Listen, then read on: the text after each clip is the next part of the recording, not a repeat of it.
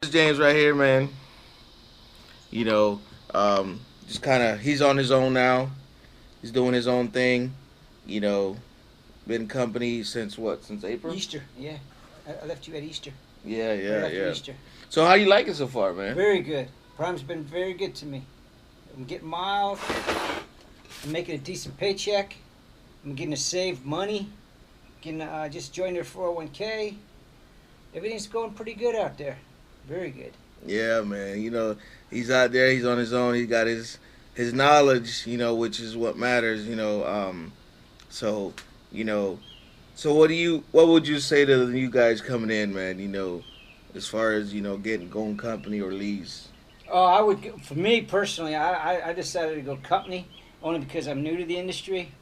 Before I took on really big responsibilities and running my own business, I really wanted to learn the lanes, learn the patterns, learn the kind of way Prime works, the loads and everything, and learn where the freight is and stuff like that. So if I do make the move for the step up, I could go have a good idea what I can get involved with when I start leasing. I usually tell my students recommend go company. I always say go company and then go lease. You know, the reason I say go company is you want to get your feet wet, and then if anything mess up on their dime, because if you mess up on the lease side, you're gonna it's some money. There's money there. You know what I mean? Meaning it's gonna cost you some money. Not there's money there. It's gonna cost you some money to fix whatever you mess up. Regardless of what it may be. So, but yeah, man. Yeah, So my truck, I had troubles with my truck, with the antifreeze. It was blowing a lot of antifreeze. So, I mean, I just inherited this truck from another driver. But that put me down twice when I first started. And I was getting a little upset. But, yeah, I remember he was, and I said, man, it's you just got to go with it. It's one of those things where don't get discouraged because you get one little hiccup, on the truck and stuff. Prime's gonna take care of it. Yeah, it's downtime, but it's one of those things where they'll take care of it, and stuff. So, I know a lot of guys are like, well, you go in the shop and this and that, but it's one of those things. Either that or you get a new one. But being company, you get what? Do you have a choice of getting a new one, or you? well, at first I could have, but they fixed the problem, so I kept the truck that I originally got.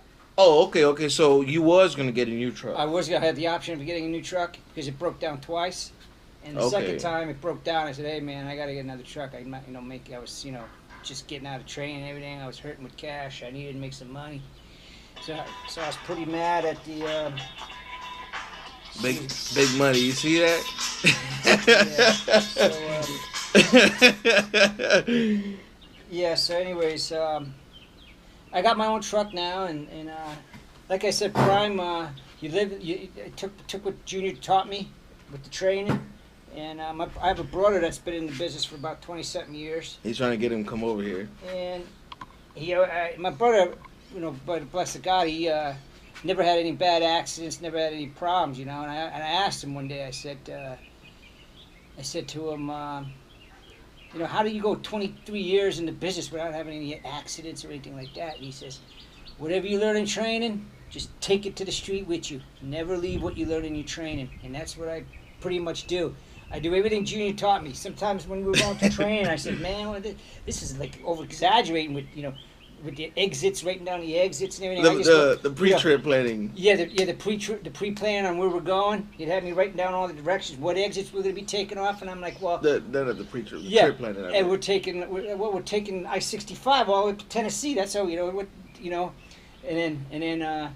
But now I just do all that. I just keep it simple. I just do all of what he's trained me, and thank God I haven't had any incidents, no problems. Besides the truck breaking down in the beginning. But other than that was like back in April. The summer was real good to me. Prime had me rolling. I couldn't even breathe some days. It was just rolling from point A to point B. It was good. It was good. I definitely pushed him. And Junior taught me save time on that clock. You have to learn. You make your money around that clock. So what That's I right. do, Junior taught me, and this is what I do. What I find out it's true. You get your load, point A to point B.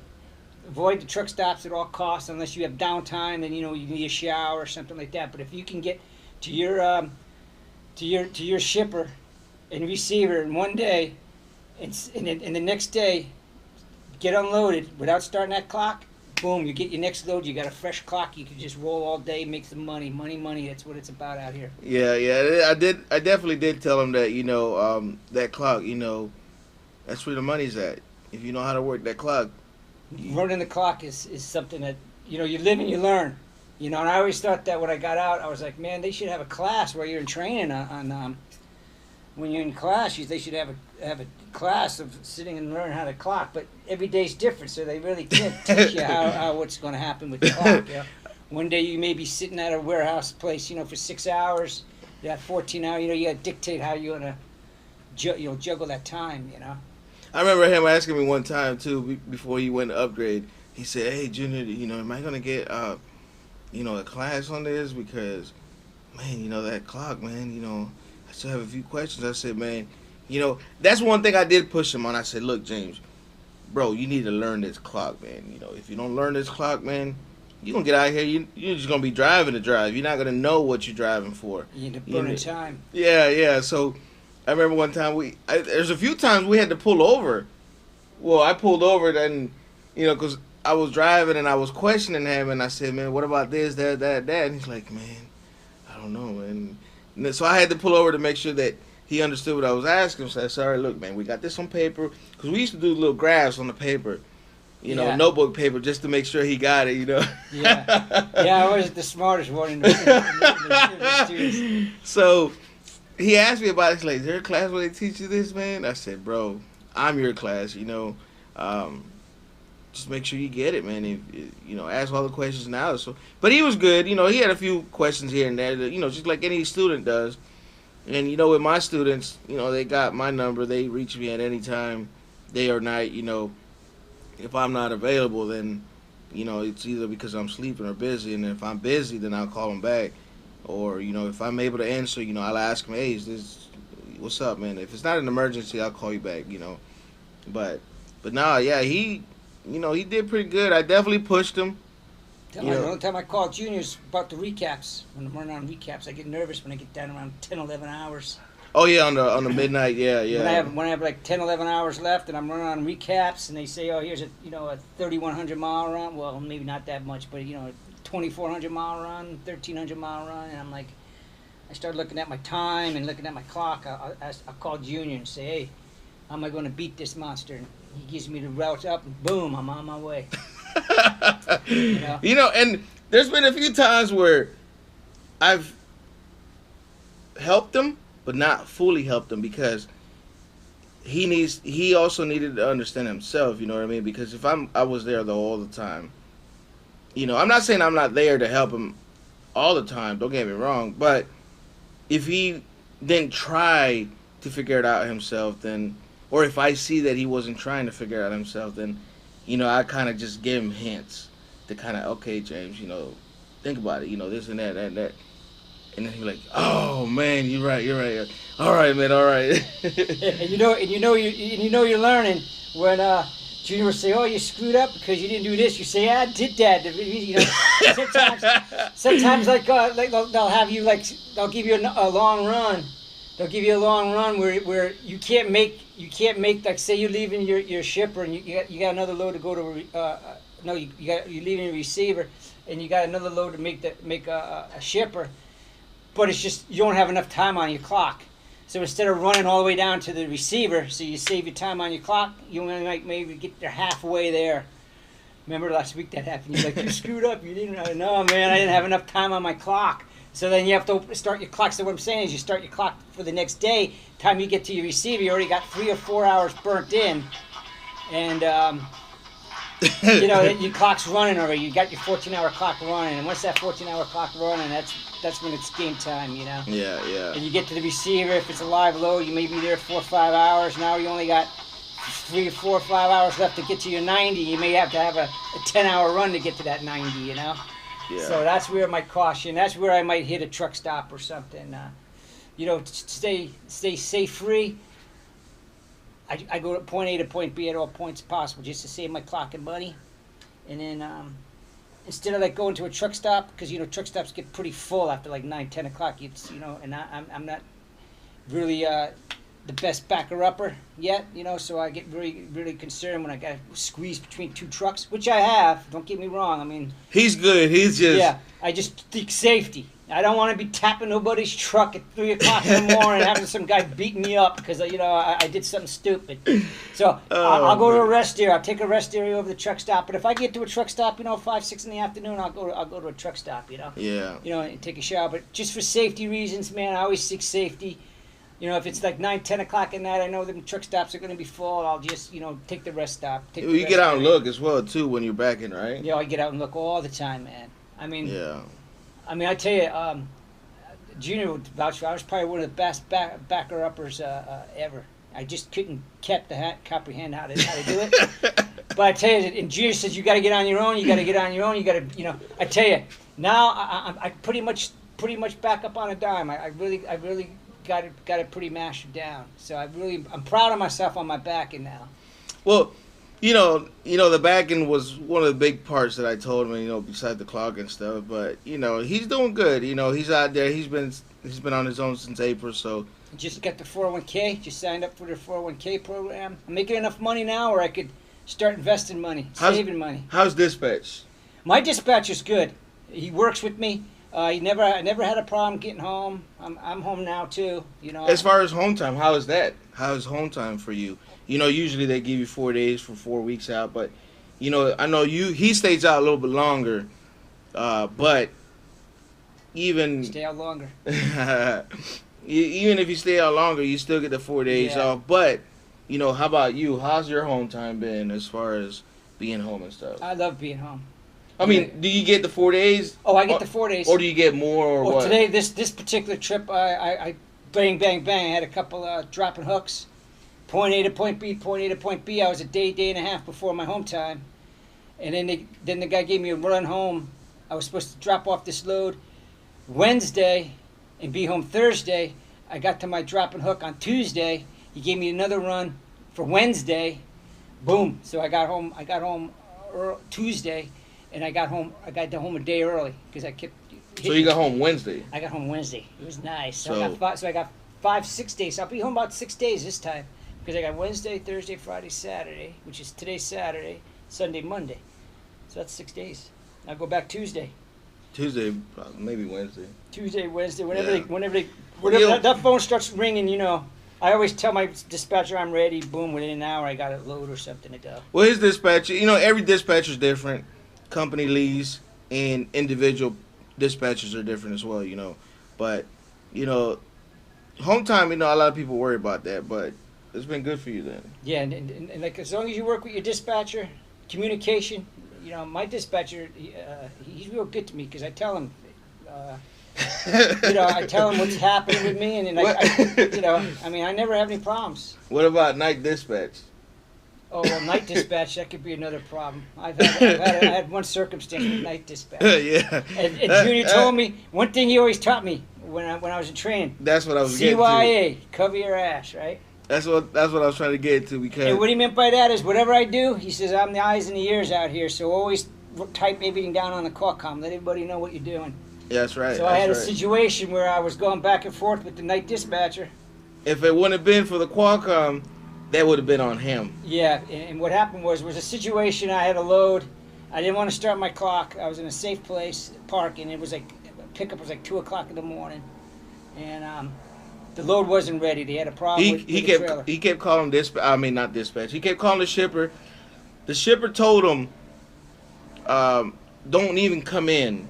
We don't have any space for you." They had overnight parking, but it was full. And then, so he kept talking with dispatch saying, "Hey, they're saying I can't go in." And dispatch told him, "Stay where you at. Go in the morning." Well, regardless of what regardless of what the shipper tells you, if Prime gives you an appointment time, you have to make it there by that appointment time. No ifs and or buts about it. Now, if the shipper turns you away and says you got to get off the property, that's a different story. And in this case, night dispatch told him, go ahead and do that. You know, stay there. Don't go in on the appointment time. And I said, bro, you know, why didn't you go in? He said, well, night dispatch told me to stay here. And then his dispatcher told him, it's like, all right, you good. You know, we're gonna get with him. And But he told me to go from now on. Make sure yeah, you yeah, get from now on, make sure you get there. You know, luckily he got covered by the night dispatch, not knowing what to do, because obviously he didn't know what to do, because if night dispatch knew what he was doing, he would have said, look, James, you got to get there regardless of what they're telling you. Send that arrival call, you know, and then go from there. Now, the only reason I was being stubborn and wanting to stay where I was going, because I was at this receiver that kept me there I got there about a day early, so I had like 24 hours on my clock before I even got to the dock. Then they kept me there in the dock for about 5-6 hours. And then I went back. My appointment was until 2 in the morning, so I stayed in their overnight parking spot. And they just weren't ready. I was like 3 hours away before I was going to depart. I was like 3 hours away for a 34-hour reset. So I was like looking at that 34-hour reset to get me a full clock to make some more money, you know. So, But situation happened, and well, you know, those are the things that I tell you. You know, tell people. You know, make sure that you learn this. You know, I mean, different things are going to happen when you get on your own. And these are the things that I tell my students to learn when they're on their own before they go lease. You know, certain situations are handled different on the company and on the lease side. On the lease side, you know better. I mean, he didn't know. You know, he wasn't sure. It's one of those things living where and learning. Right. You live and learn. So, but overall, man, you know, you like it. How's the international truck? It's good. It's a good truck. It's a little slow. It's 14. I think it's seen its better days. It's slow when I get a heavy load. It's climbing up them hills and mountains in Pennsylvania and all that other stuff. Bro, slow. Prime is slow already. Yeah, it's slow. I'm talking like I'm talking down to 6th gear climbing. I put 40 plus on that truck. It's 6th gear climbing. Oh hills my and God, I'm mountains. thinking like slow. 30, 35 miles an hour climbing up hills and stuff. But I just say, if you're going to go out there for the long haul and like stay out a long time like I do, like Junior does, I mean, get yourself a refrigerator, microwave, stuff that you're going to need to save money, because them truck stops, man, you will go broke. Oh yeah. You know, he's got a Rooms. fridge. He took the front passenger seat out, put a fridge there. You know, I had a fridge on my truck, and did that, and then you know, he's just doing his thing. You Microwave. know, he's got a microwave. Yeah. Now. You know, anything to save money, because I lost a lot of weight out here, because I tell you, sometimes I just couldn't believe the prices they were charging me for like BS food. So I said, hey, keep it, and I'd go hungry. I didn't want to pay $12 for a sandwich, you know, so I just walk away, go hungry. Now I'm 40 pounds lighter. But all right, guys, I'm gonna cut this one short. You know, it's a little longer than I expected, but I just wanted to give you a follow up on James. You know, former student, how he was doing, company side. Prime's doing good. You like him Prime, then? You Yeah. know, he's trying to get his brother to come over here to Prime. So My brother wants me to go over to Crete. We're battling every time we see each other.